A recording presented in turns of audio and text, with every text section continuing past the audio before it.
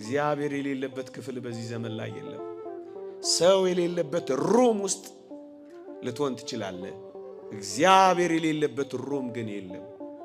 ወገኖቼ እግዚአብሔር አይቶናል፣ ልዑልም ተመልክቶናል። በጨለማ ውስጥ እግዚአብሔር ብርሃን አለ። በአራቱ ግድግዳዎች መካከል እግዚአብሔር አለ። በሰወርነው ቦታ ውስጥ እግዚአብሔር አለ።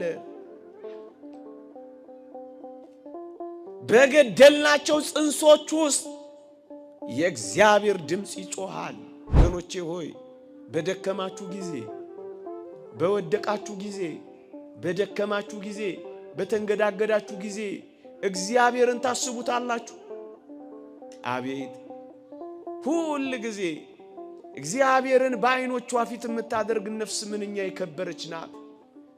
እግዚአብሔር ያየኛል ብላ ማታመነዝር፣ እግዚአብሔር አጠገቤ ነው ብሎ ማይዋሽ።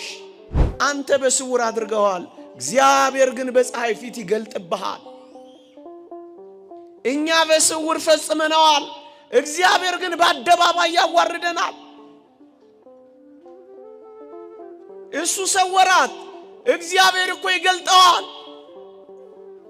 እሱ ሸሸጋት፣ እግዚአብሔር እኮ ያወጣዋል። ይህንን ነው እኮ ያላወቅነው።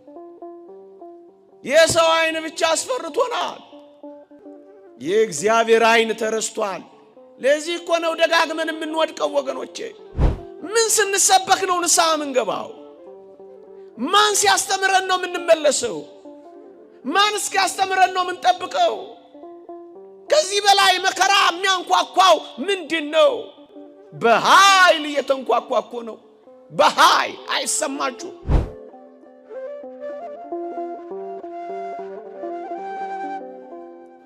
ዛሬ የምትሰሙት ቃል የእግዚአብሔር የጥሪ ቃል ነው። የፍለጋ ድምፅ ነው።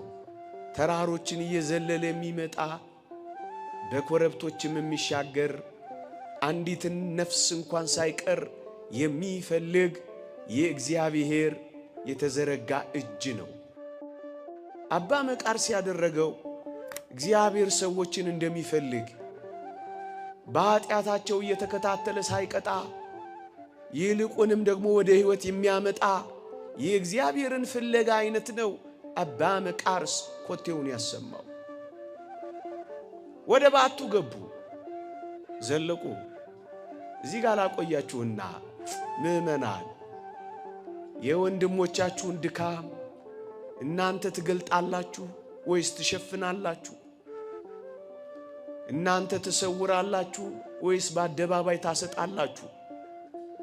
ስንቱን አሳፈር ነው ወገኖቼ፣ ስንቱን አዋረድ ነው ወገኖቼ። ፍቅር የኃጢአትን ብዛት ይሸፍናል ይላል።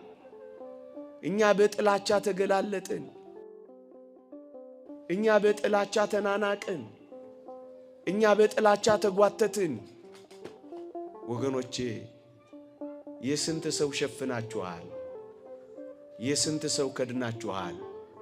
ወገኖቼ ሰው ቁጭ ባለ ቁጥር ስለ ሰው አይደል በዚህ ዘመን የሚያወራው? ስለ ሰው ድካም ካላወራን ያወራን እስከማይመስለን ድረስ ሆነናል እኮ። ካላማን አንጫወትም። ከሻዩና ከወተቱ ከማኪያቶ በላይ ወገኖቼ የሰው ስጋ በልብ ጥርሳችን ማኘኩ አይበቃም። ባሎች ሆይ የሚስቶቻችሁን፣ ሚስቶች ሆይ የባሎቻችሁን፣ ልጆች ሆይ የወላጆቻችሁን፣ ወንድሞች ሆይ የጓደኞቻችሁን፣ እናንተ ምእመናን ሆይ የአባቶቻችሁን መሸፈን ችላችኋል፣ መሰወር ችላችኋል። ማውራት ማውራት ማውራት። አሁንማ የሚደበቅ ነገርም ጠፋኮ። እንዳለ አየር ላይ ሁሉም ነገር እንዴ የምናምን ምስጢር እየተባለ ሲገለጥ እየተባለ እንዴት ያሳፍራል በጣም። አባ መቃርስ ሊገልጠው አይደለም የወደደለት፣ ሊያድነው ነው የፈቀደለት። ለዚህ ነው ኮቴውን እያሰማ የተጓዘው። ከዚያስ የአባ መቃርስን ድምፅ ሲሰማ ኮቴዋቸውንም ሲሰማ ይህች ምስኪን ነፍስ ምን እንዳደረገች ታውቃላችሁ? ሴትዮዋን ቀስ ብሎ አንድ በርሜል ውስጥ ከተታትና ሽፍንፍና አደረጋት፣ ደበቃት፣ ሰወራት። እግዚአብሔር የማያውቀው መስሎታል ወገኖቼ። እንዴት ያሳፍራል! በእግዚአብሔር ፊት መሰወር ይቻል ይመስላችኋል? እንኳን እኛ ወገኖቼ በዓለማችን ላይ በእግዚአብሔር ፊት ምን የተሰወረ ነገር ያለ ይመስላችኋል? የእግዚአብሔር ቃል እንዲህ ይላል፣ በፊቱ ሁሉ የተራቆተና የተገለጠ ነው ይላል። ብንለብስ ራቆታችንን ነው በእግዚአብሔር ፊት። እንዴ ብንከናነብ በእግዚአብሔር ፊትማ ተገላልጠናል እኮ ወገኖቼ። ማን በልዑል አይኖች ፊት ይሰወራል? ለዚህ እኮ ነው ወደ ባህር ጥልቅ ብገባ ቤት እሰወራለሁ። ማን መሰወር ያለው በእግዚአብሔር ፊት ወገኖቼ? እመኑኝ፣ መነጽር ብንሰካ፣ ባርኔጣ ብንደፋ፣ መጋረጃ ብንዘጋ፣ መብረት ብናጠፋ፣ ጺም ብናሳድግ፣ የመኪና ስቲከር ብንለጥፍ፣ ዱባይ ሄደን ብናመነዝር እግዚአብሔር የማያውቀን ይመስልናል። ሚስት ላታይ ትችላለች፣ እግዚአብሔር ግን ያይሃል። የልጅነት ባልሽ፣ የመጀመሪያ ጮኛሽ ላያይሽ ይችላል። ልዑል እግዚአብሔር ግን ያያል። በእግዚአብሔር አይኖች ፊት ማን ይሰወራል ወገኖቼ? እንዴ አያሳፍርም እንዴ? በእግዚአብሔር አይኖች ፊት ለመሰወር መሞከር ራሱ እኮ በጣም ያሳፍራል። የኔና የናንተ ሕፃናት በጣም ሕፃናቶችን እስኪ ተደበቁ ተደበቁ ተደበቁ በሏቸው። የኔ ሕፃን ልጅ ተደበቂ ተደበቂ ስንላት ሁለት እጆቿን አይኖቿ ላይ ታረግና ፊታችን እንደተገተረች ለካ በሷ ቤት መደበቋል። አታሳዝን? ምን ማረቷ ነው? መሰወሯ እኮ ነው። አንተ ወንድሜ በየት ትሰወራለህ? አይንህን ብትጨፍን አይኖቹ ተጨፍነው አያውቁም። እግዚአብሔር የሌለበት ቦታ እኮ የለም። ሰወራት። በእግዚአብሔር ፊት የሚሰወር መስሎታል። እሱ የፈራው የወንድሞቹን ፊት ነው። የእግዚአብሔርንማ ፊት መች አስታወሰው? ወገኖቼ ሆይ በደከማችሁ ጊዜ፣ በወደቃችሁ ጊዜ፣ በደከማችሁ ጊዜ፣ በተንገዳገዳችሁ ጊዜ እግዚአብሔርን ታስቡታላችሁ? አቤት ሁል ጊዜ እግዚአብሔርን በዓይኖቿ ፊት የምታደርግ ነፍስ ምንኛ የከበረች ናት። እግዚአብሔር ያየኛል ብላ ማታመነዝር፣ እግዚአብሔር አጠገቤ ነው ብሎ ማይዋሽ፣ እግዚአብሔር ይከታተለኛል ብሎ ማይሰወር እሷ የተመሰገነች ነፍስ ናት። አዎ እግዚአብሔርን ዘውትር በፊትህ አድርግ። ሁል ጊዜ በፊትህ ነው እግዚአብሔር።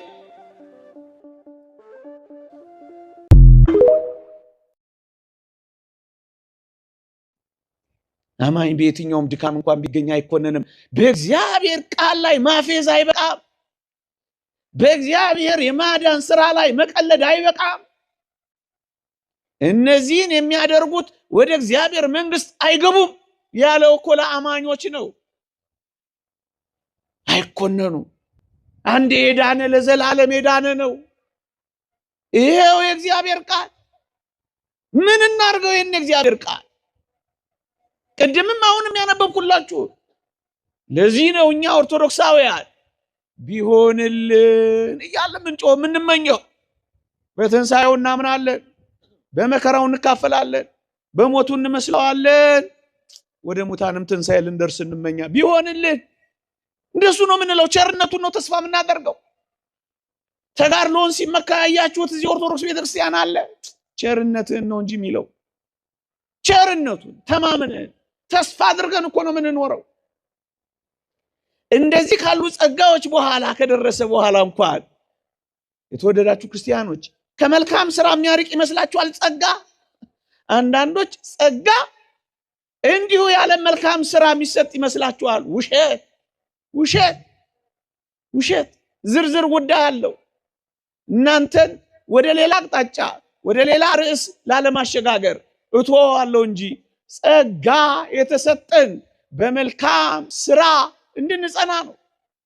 ለዚህ ነው በጸጋ ድናችኋል ካለ በኋላ መልካሙን ስራ ለማድረግ በኢየሱስ ክርስቶስ ተፈጥራችኋል የሚለን። ጸጋ ከመልካም ስራ የሚያርቅ አይደለም፣ ወደ መልካም ስራ የሚያቀርብ ነው። ለዚህ ነው ቅዱስ ዮሐንስ አፈወርቅ ጸጋ በጀርባችን ተንጋለን እንድንተኛ አይደለም የሚያደርገን ያለው። ታዲያ እንዴት ነው በየትኛውም ድካም ውስጥ ቢገኝ አማኝ ይድናል እንደዚህ ይባላል? ታዲያ በእግዚአብሔር ቃል ላይ ማፌዝ፣ እግዚአብሔር ባደረገው የማዳን ስራ መቀለድ የያዘ ይሄ ትውልድ ያሳዝናችሁ። እኛ እንደሱ አይደለንም። እናምናለን፣ ያቅማችንን እንጋደላለን። ከዛስ ቢሆንልን ብለን ቸርነቱን ደጅ እንጠናለን። በቃ ምእመናን ያመነ በቃ መዳኑን እርግጠኛ ነው። እሱ ነው አሁን ጥያቄያችን። ለዚህ ነው ቅዱስ ጳውሎስ በፍጹም በራሱ መተማመን ስላልቻለ ነው ምን ያለው ቢሆንልኝ ያለው ብሎ ቅዱስ ዮሐንስ አፈወርቅ የተረጎመው። እስኪ አንድ ቃል ላይ ጥቂት ደቂቃ ተኩሬ ነገሩን ጥቂት ለማብራራት ልሞክር። ያመነ በቃ ድኗል። አንድ ያመነ በቃ ለዘላለም ድኗል። እንደዛ ነው የሚለው እግዚአብሔር ቃል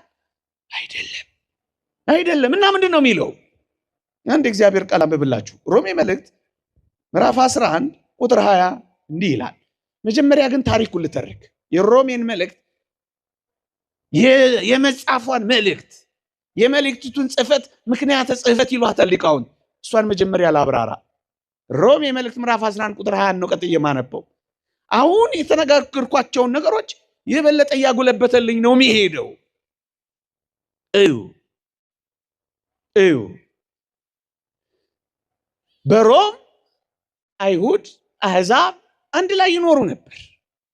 አይሁዳውያን አሕዛባውያን ወይም ከአሕዛብ የመጡት በጌታችን በመድኃኒታችን በኢየሱስ ክርስቶስ የማዳን ሥራ አምነው ለጽድቅ ተጠርተዋልና ቅዱስ ጳውሎስ መምህር አሕዛብ ነውና እነሱን ወደ አዲሲቱ ወንጌል፣ ወደ አዲሲቱ ሃይማኖት፣ ወደ አዲሲቱ ክርስትና በእምነት ያስገባ ጀመረ። አይሁድ ደግሞ ተቆጡ። ምን አሉ? ካልተገረዙ አይድኑም። በኦሪት የነበረውን መንካት መቅመስ የሚባለውን ካልፈጸሙ አይጸድቁም። የኦሪት ሕጓ የድህነት መግለጫዋ ግዝረት ነውና ካልተገረዙ በፍጹም አይድኑም ብለው ሞገቱ። ለዚህ ነው ቅዱስ ጳውሎስ አይሁድም አሕዛብም የሚመኩበት አንዳች ነገር የላቸውምና ሁሉ ኃጢአትን ሰርተዋል፣ የእግዚአብሔርም ክብር ጎድሏቸዋል ብሎ ወቀሳቸው። ሁለታችሁ እዩ፣ አይሁድ አሕዛብን እናንተ እግዚአብሔርን ማታውቁ፣ ካህን የሌላችሁ፣ መስዋዕት የሌላችሁ፣ ታቦት የሌላችሁ፣ ፈፋ ለፈፋ ወንዝ ለወንዝ ጣዖት ስታመልኩ ስትደፉ የነበራችሁ እያሉ አሕዛብን ቀጠቀጧቸው። አሕዛብ ደግሞ ምን አሉ? እናንተ እግዚአብሔር ባህር ቢከፍልላችሁ የብስ አድርጎ ቢያሻገራችሁ በእግሮቻችሁ ሄዳችሁ ጣዖት አመለካችሁ እንጂ መች እግዚአብሔርን አመናችሁ እያሉ አይሁድን ደግሞ እነዛ ይወቅጡ ጀመረ። በመካከላቸው ጸብ ሆነ። ሁለቱንም ለማሳፈር የጻፋት መጽሐፍ ሮሜ መልእክት ናት። ምዕመናን ሁለቱንም ሲወቅስ ነው። ቅድም ያልኳችሁን ቃል ሮሜ ምዕራፍ 3 ላይ ሁሉ ኃጢአትን ሰርተዋልና የእግዚአብሔርም ክብር ጎድሏቸዋል። ማንና ማን? አሕዛብም ሕዝብም ሁሉ ኃጢአትን ሰርተዋልና የእግዚአብሔርም ክብር ጎድሏቸዋል አለ። ከዛስ እግዚአብሔር የአይሁድ ብቻ አምላክ ነውን? የአሕዛብስ ደግሞ አምላክ አይደለምን? አለና ምዕራፍ 4 ላይ እግዚአብሔር የአሕዛብም አምላክ እንደሆነ ገለጸላቸው። እንደውም ነገሩን በደንብ አድርጎ ፍርጥ ሲያደርገው መገረዝም አለመገረዝም አይጠቅምም አላቸው። አየህ፣ ጉዳዩ የመገረዝ ጉዳይ ነው። ካልተገረዙ አይድኑም ባይነበሯ። የተወደደ አስደናቂ ሐዋርያ ጳውሎስ አሁን ለአሕዛባዊው ምን አለው መሰለ? ሮሜ 10 ምክንያት ጽሕፈቱ እቺ ናት። እሱን የማስታረቅ መልእክት ናት እቺ መልእክት። በቀኝ እጁ ቀደምት ሕዝብን አይሁድን አቅርቧል። በግራ እጁ አዲስ መጪዎችን አሕዛብን አቅፏል። እግዚአብሔር ባደረገው ጸጋና ስጦታ ማን ሊከለክለው ይችላል ባይ ነው ቅዱስ ጳውሎስ። ከዛ ምን አለ መሰለ? ለአሕዛባዊው ሲጽፍ እዚህ ሮሜ ምዕራፍ 11 ቁጥር 20 ላይ እንዲህ ይላል። በሞቴ ተከታተሉኝ። ከምፈልገው ርዕስ ጋር አብሮ ስለሚሄድ ነው። እንዲህ ይላል፣ መልካም እነርሱ ካለማመን የተነሳ ተሰበሩ፣ አንተም ከእምነት የተነሳ ቆመሃል አለው። አይሁድ በኢየሱስ ክርስቶስ አላመኑ። እንዲያውም ከፍ አድርገው ሰቀሉት፣ ከዚያ አዋረዱት። መልካም እነርሱ ካለማመን የተነሳ ተሰበሩ አለ። ቀድመው የእግዚአብሔር ወገን በግዝረት ሆነው ከዛፉ ጋር ነበሩ። ባለማመናቸውስ ተሰበሩ። ሁለተኞቹ አዲስ መጪዎቹ አሕዛብስ ቀድሞ ሕግ ያልነበራቸው፣ ቀድሞ ካህን ያልነበራቸው፣ ቀድሞ መስዋዕት ያልነበራቸው፣ ቀድሞ ሩቅ የነበሩ አሁንስ በጌታችን በመድኃኒታችን በኢየሱስ ክርስቶስ በማመን ወደሚገኘው የጽድቅ ሕይወት የቀረቡ እነሱ ምን አላቸው? ተመልከት፣ እነርሱ ካለማመን የተነሳ ተሰበሩ ካለ በኋላ አንተም ከእምነት የተነሳ ቆመሃል አላ። ቆመሃል፣ አምናሃል፣ ሰየው ቆመሃል አላ። የቆመ ቅድም ያልኳችሁ ነው። ቆመሃል ማንን? አሕዛባዊውን። ለምን? አምናሃል። ከዛስ ደግሞ አንተ እንደ ቅርንጫፎች ከዛፉ ጋር አብረህ ገብተሃል አላቸው። እነዛ ተቆርጠዋል ባለማመናቸው፣ እነዚህ አሁን አዲስ መጪዎቹ ገብተዋል። ይሄን ካለ በኋላ ቅዱስ ጳውሎስ ይቀጥላል። አንድ አስደናቂ ቃል ይናገራል። ምን ይላል? ፍራ እንጂ የትዕቢትን ነገር አታስባላ። አማኝ ነህ፣ ፍራ። እንዴት ይደንቃል! ምግባር አለ፣ ፍራ።